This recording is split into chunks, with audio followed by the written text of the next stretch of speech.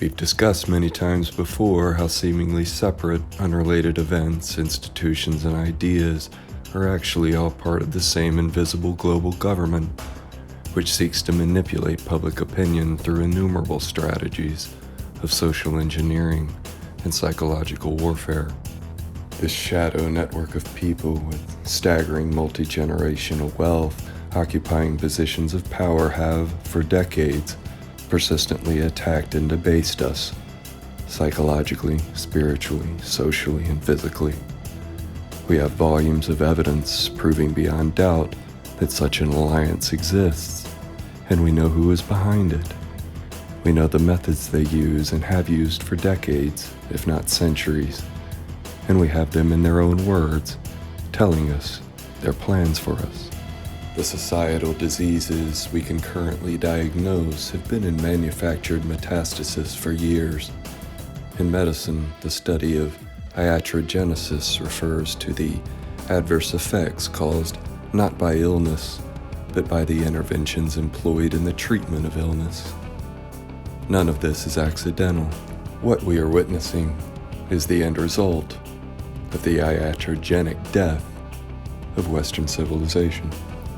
It is no wonder that in such a reality we often see the social and cultural landscape altered suddenly, dramatically, and far from being the organic groundswell it may seem to be. What we are really experiencing is carefully crafted conditioning by the cadre of international capital. In 1947, these forces set forth several organizations and institutions for the purposes of mass opinion engineering. It was in this 1 year alone when the Kinsey Institute was founded in April, and the CIA and the Tavistock Institute were founded within 2 days of each other in September. All three organizations were covered in Rothschild and Rockefeller fingerprints, armed with Bernaysian propaganda weaponized against us, and would proceed for the next 73 years to declare war on Western civilization on countless offensive fronts.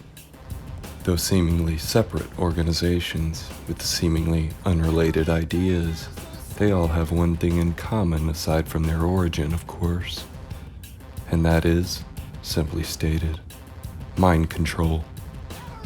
Mass social engineering meant to mold the minds of men to suit their evil intentions.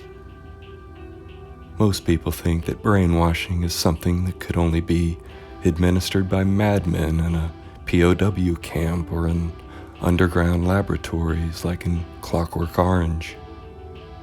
And there's a reason we have such images in our minds, and that reason is brainwashing. Most people seem to live their whole lives in near total obliviousness to the ways in which their thoughts and actions are governed by this illusory entity. And as I've said before, the worst prisons are the ones where the inmates can't even see the bars. I used to wonder why everything always seems so strangely similar. Everywhere you go, it's the same TGI Fridays next to a CVS pharmacy, next to a GameStop, next to a Target with a Starbucks inside, across the street from a Walmart with a McDonald's inside, while all our modern homes and our apartment buildings look the same, our neighborhoods, our city centers, our skyscrapers. Why the same political parties all spout the same empty rhetoric that gets repeated with rallying regularity, while the movies are remakes and reboots of the same old tired tropes. Why every school book sells us the same sanitized story of history. Why people's forms of self-expression are such familiar facsimiles. Why modern music is the same formulaic, mumbled mishmash, written by the same small group of people. Why there are so many people who seem as they're just central casting stock characters, each playing the role of the hero in their own movie.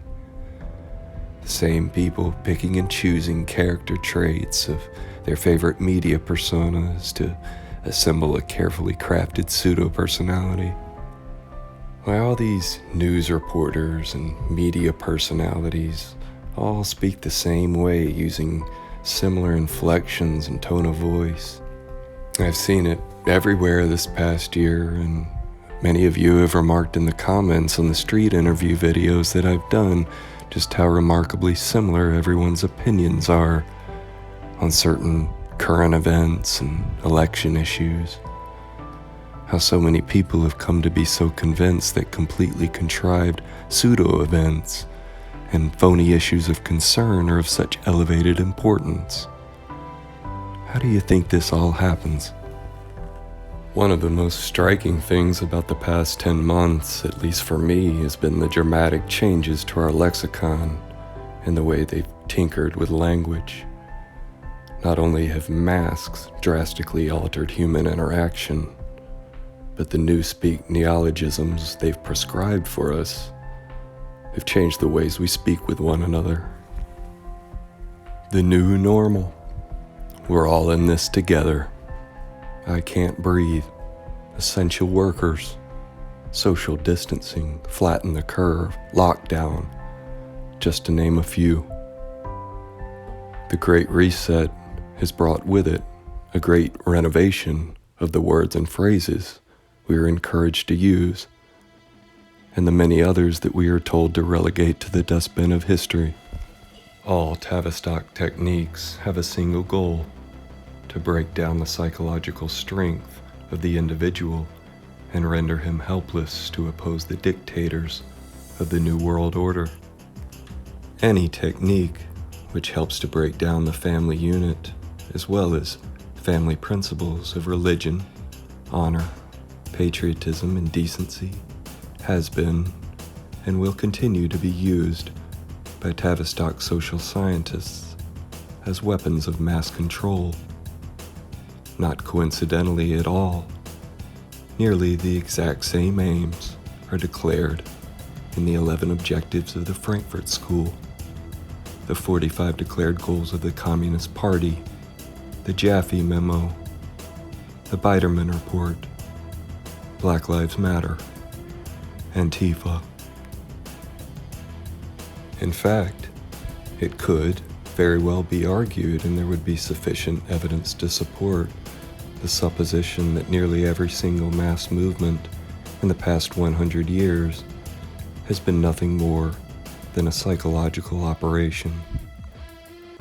From zero population growth to veganism, to climate change and global warming, feminism, the civil rights movement, the sexual revolution, the counterculture movement of the 60s along with LSD, the Beatles, the Grateful Dead, the new atheist movement, transgenderism, gangster rap, all of it has been planned for us.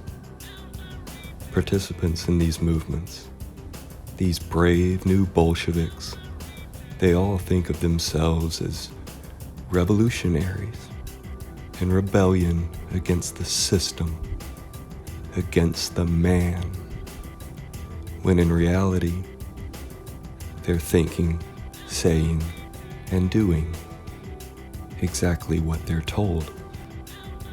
In Tavistock Institute of Human Relations, Dr. John Coleman states, quote, "The level of propaganda is so high, so all-encompassing, that social scientists count on it to be the totality of American life, and as a result of sustained propaganda, life has become a simulation, and this simulation will soon be substituted for reality," unquote.